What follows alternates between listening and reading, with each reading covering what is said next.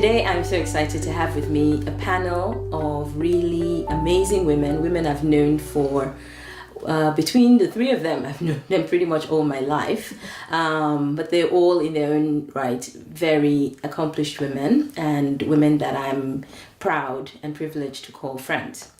We're going to be talking about the power of friendship, female friendship specifically. I'm happy to welcome Uzo Ijerere, business strategy coach. Thank you. Lolade George, businesswoman, and Derin Ajayi, management consultant.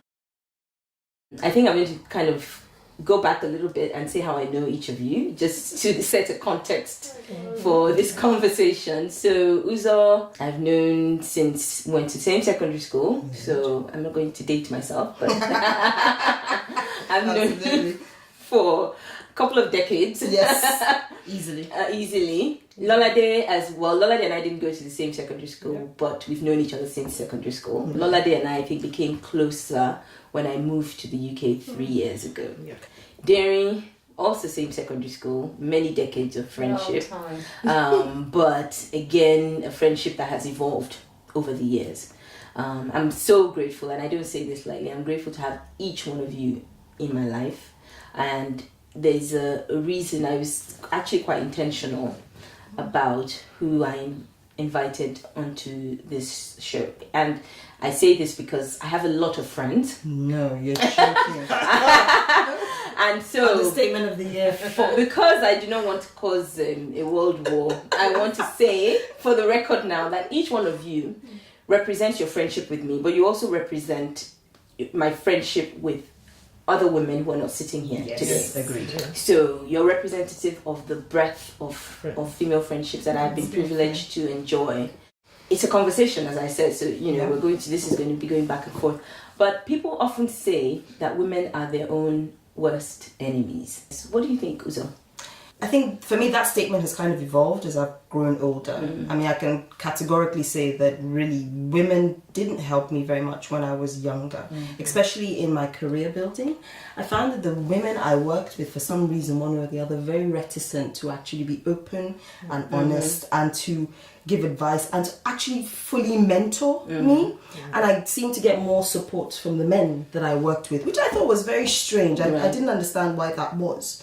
As I've grown older and I've started to do my own business, and I've started to really maybe lean on my female network of friends in terms of advice or just a shoulder to cry on or referrals, I see that actually we really do come together to help. And I say this because I'm an only girl. I grew up with boys, there are 35 male children in my extended family and only 5 girls. Right. So I'm a tomboy, don't let the heels fool you.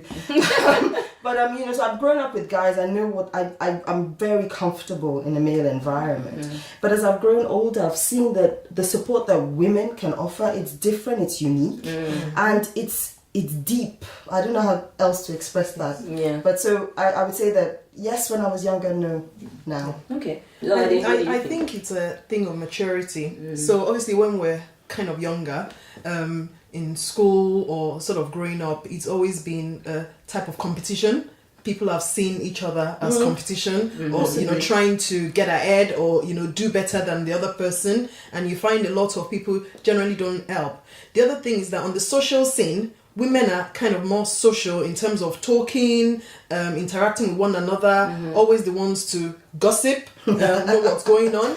And, when you find that more women gossip than men, they tend to be the ones that carry the stories round. And in that sense, they become almost the enemy of one another and can be quite judgmental as well.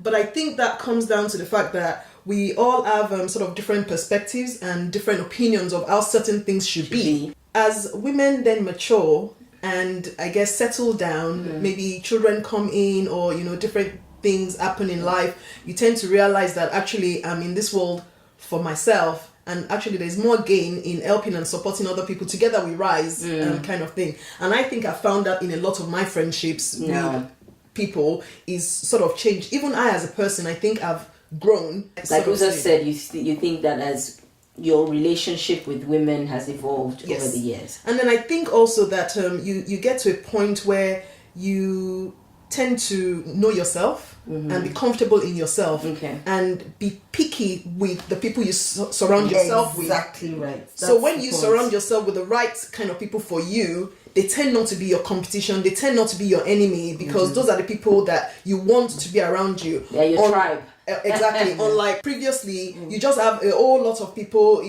And as you get older, then you make, as you say, the choice, choosing. and then so things kind of do settle down. And then when they say that when you're 40, you sort of get to a point where you don't suffer fools. This is it. You don't make apologies for not necessarily being close to certain people, perhaps. And I think that helps when you get to the point where you can be real and not feel that you have to be a certain way, and then you surround yourself with the people that you want to surround yourself with. Okay, great. I think that helps. Derry, you're coming off the back of some very opinionated women here. No. Why do you apologize for being? We're going to come back to that. Why do we apologize as women? We apologize a lot. Yes, but Derry, I don't quite agree with the statement. Okay. I think women are more complicated than men. So the question, are we our own worst enemies? I think we're a lot more complicated, which makes for a more complex interaction and more complex relationships.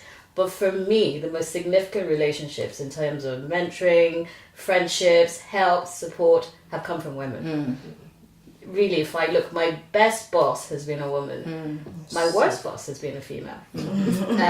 My best friends have been women, and the people who have hurt me the most have been women. So it's difficult to say that women we're our own worst enemies. I think we're just far more complicated human beings.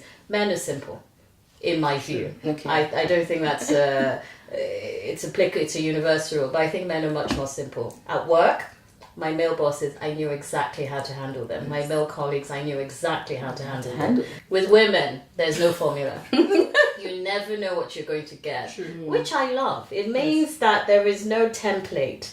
You go in and you think I have this sorted, and then you just throw in a curveball, which I think it makes for so much more interesting relationships. So I find women the most challenging, but I find them the most interesting. But my best and most complex and interesting and varied and rich relationships have been with women. And I wouldn't trade that for a thing.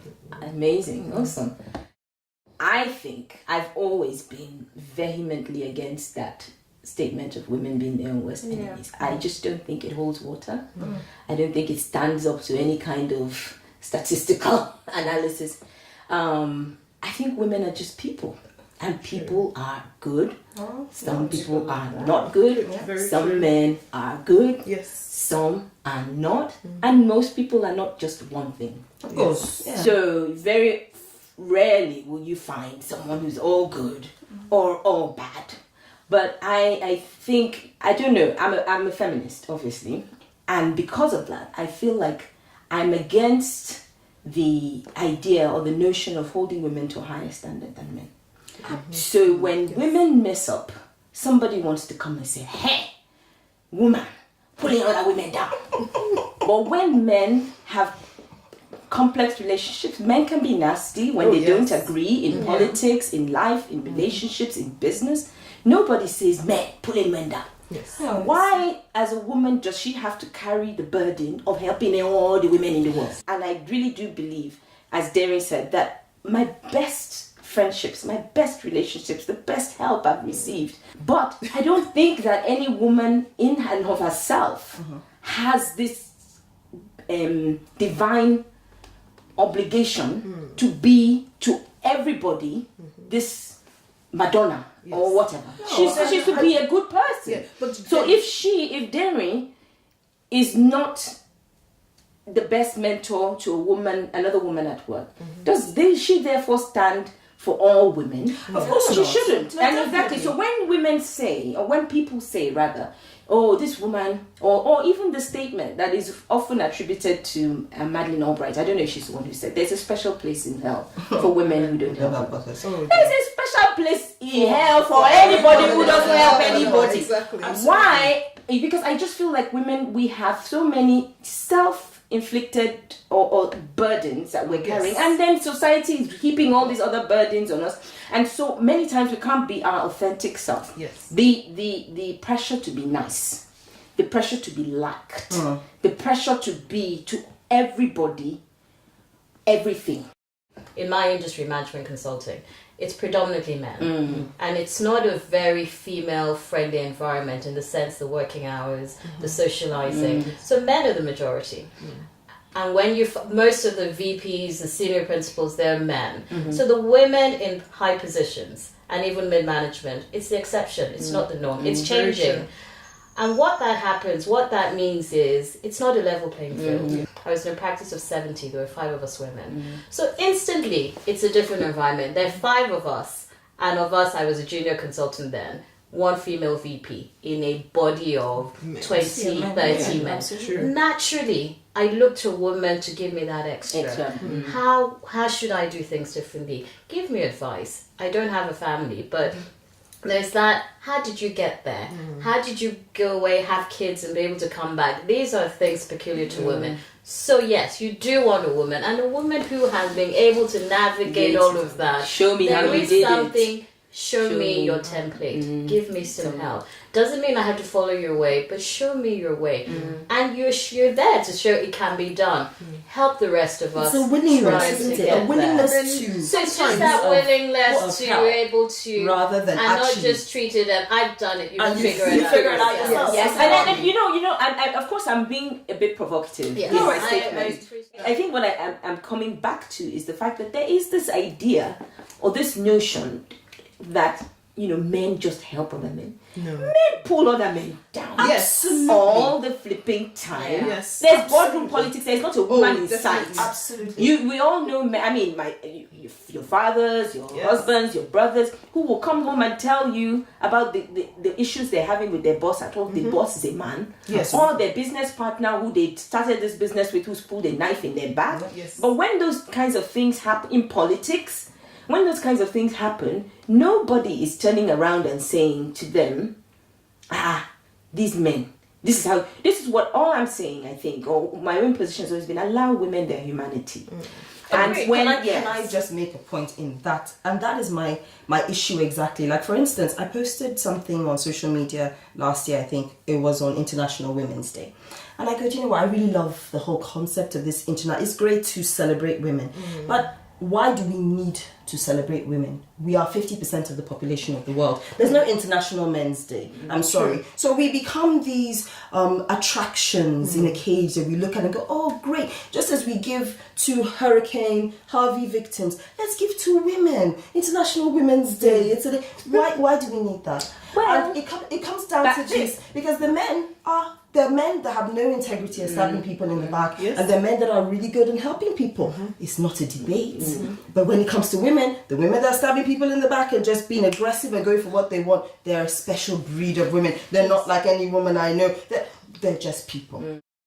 So I'm about to actually maybe contradict myself a little bit. It sounds like I'm contradicting myself. After having said, which I do firmly believe, that women should be allowed their own humanity, allowed to be people and express, you know, all the facets of humanity that they want to. Why is there something like International Women's Day? Because we still don't live in an equal world. Absolutely. Women make up 50% of the world, and you have a consulting group that has, you know, less than 5% representation of women. There's an imbalance that needs to be addressed. There are still places where a woman has no rights. She Yeah. cannot vote. She cannot marry without her husband Do not get me wrong. permission. So International Women's Day is wonderful. I think what you're saying is aspirational in that Absolutely. we need to get to a place where we it's don't no need- longer it's not needed. needed. You guys spoke about how your friendships all have evolved over the years. At this stage in my life, the power of my female network is just, it blows my, it is the reason I'm sitting in this chair right now doing what I'm doing, because a few of my female friends, represented by the 3 women sitting here, knew that I had a dream, and they just would not let my dream die. Really, they just would. Where I was ready to just leave the thing and lie down somewhere, Yes. these women, again, as I say, represented by the 3 of you sitting here, would not let my dream die. Have you had that experience, each of you? Because some women have said to me, no, I told a woman my dream, and actually she did everything she could to kill it. Or I have people who say, oh, no, I'm only friends with men. I don't have That friends gets with me men. so cross. What do you guys think? At one of my best friend's wedding, I gave a speech, and I sat down to really think about what friendships meant to me. And you know, there's this thing that says, you get this saying that everybody should meet their soulmate. And there's always a romantic connotation to soulmates. You meet the man of your dreams and everything is happy. And I realized my soulmates are women. I have a handful of soulmates. And some of them I met in the playground, some of them I met later in life. But they're all women. And even my mother. So you talk about nourishing dreams. I have women in my life who dreamed for me when I didn't even have the dreams. So if I think of someone like my mother, we have a fractious relationship, but that woman holds me and she doesn't play with me. And there's certain things I have in my life, she dreamed it for me before I even came close. So that's one of women. I have friends who maybe at the time I said this is what it is. They didn't get it, they didn't see it, but they're thinking, sure, you do it. Just that youthful, anything you want, you can do. They didn't necessarily think maybe I had the skill, but I said it, they stood beside me. I had friends who fought with me, foolish fights, but just because you said, they're like, we're fighting with you. And that has been my experience. So when I think, I'm not married, I don't have kids, but I've met my soulmates. They're in my life, they're present, and they are everything. They're the foundation to my life.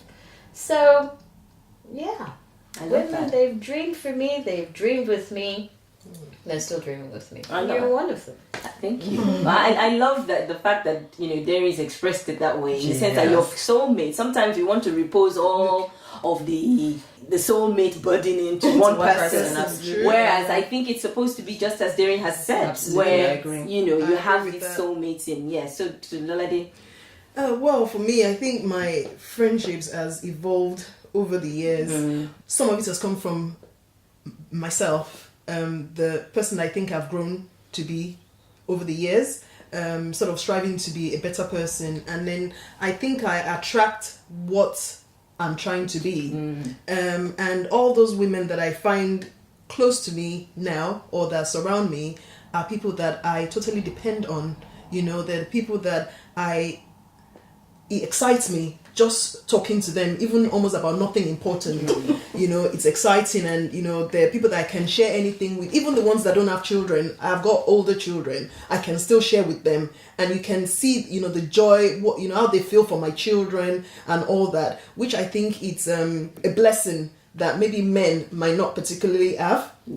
You know, and yes, again, relationship with my mother. My husband doesn't like to hear this, but my mom is my best friend. She has been. I'm an only girl. I grew up very close to my mom because my immediate brother is 11 years older. So, and you know, she's given up so much just for me. I still spoke to her on the way, telling her what I was coming to do. And she's where in Lagos? She's in Lagos. And you know, for me, like, all the things I've done, she's always been there every step of the way, encouraging, you know, when you feel down, talking, encouraging you, pointing you in the right direction. I started a business probably almost 3 years ago, and I said, oh, you know, I need to make carrier bags. I'm going to call up, you know, different places. My mom brought a suitcase of carrier bag, you know, branded. That's the one power I think women have that they can anticipate. Yes, isn't that amazing that we can sometimes anticipate each other's what you need, and you know, they just go ahead, and you know. My business was started for me by my stepmother. You know, a lot of people would think your stepmother. Again, that is another relationship that I think has been a real blessing in my life. And, you know, she'll call me up and say, do this, you know. And even what times I've felt like giving up, she'll be like, no, you can't give up. This is what I've done. And, you know, I've been a success. You are going to be more successful. And I think the power that women hold to encourage, to support, you know, to be there, it's just, you know, an outstanding, it's just a blessing, really. I think so. I mean, I think it's you know, when you think about literally like a tribe of women who are just in each other. And I think that's the way, you know, when it functions the way it's supposed to function. It's almost beautiful. Like a magical thing. It's almost magic. It's spiritual. Darren was asking me today about something. Who sent you? I was telling her I had some salami from Lagos, and she said, "Who sent you salami?" I said, "People that just love me. Always women. I do not know what I have ever done to deserve." And this episode, I think, is just an ode to that, because when I think about all the ways in which God shows me that he loves me. There is no other way that he does it more tangibly than through my female friends. My mother is not here anymore, but my sister, and I tend to start getting emotional, my sister, my cousins, and my friends, and they're all females who have just not allowed me to walk alone. Absolutely. Uzo, I'm going to let you have the last word before I wrap it up. Well, everything you guys have said here, I completely agree with. As you know, I'm an only girl. So for me, sisterhood is very, very important because I don't have any natural sisters. So the women I have in my life, they're not vast in number. I can count them on my two hands, but I would be nothing without them. My mother, I spoke to her on the way here too, and my mother and I have not had a very good relationship whilst I was growing up. We really became friends when I was in my 20s. I think really became friends when I had my son. And I understood the sacrifice. It's like, God, I don't believe that all the things I've done to you as a teenager in my life, and you felt this love for me, and I did that to you. I'm so sorry. So I became really good friends with my mum in the last decade or so. I have an aunt of mine called Elizabeth. I don't know what I'd do without that woman. She lives in Nigeria, but she flies back and forth. And every time she comes, oh yeah, stuff. I don't know whether I need the stuff. I don't know if I need it or I needed it. She's there. How are you? Are you okay? How are the children? My son started secondary school last week. I sent his picture to a few women and said, look at your son. Yes, look at your son exactly. in his school uniform going to school, because those women have sewn into his life in a way that I can't explain. When I'm not there to be there, they're there. If I can't pick him up, they're there. If I need help with something, they're there. If it's tutoring, they're there. If it's advice, they call him and say, you know, you need to do this. You need to watch out for this. To me, that's a gift. I can't quantify that gift. So, the power of female friendships. Again, I think we've overrun our time. As usual. Again, another thing that happens when women get together. Oh my Lord. We could go on and on and on. Don't Thank start. you guys so much for taking your Thank time you so much for having to us. come I've and enjoyed myself. spend this Saturday morning with me here. It's been another wonderful episode of Chrystallis Conversations. Thank you for joining us. As I always say, please keep the conversation going. Join in with your comments. Send me an email. Let me know what you think. Let me know if you agree or if you disagree with our opinions. Thank you for watching, and I hope to see you again soon.